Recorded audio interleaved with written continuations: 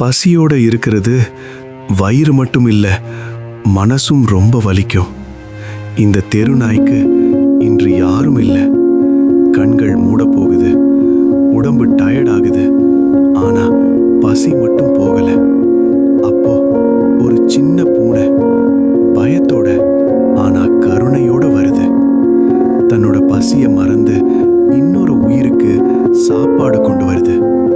அது பெரிய செயல் இல்லை,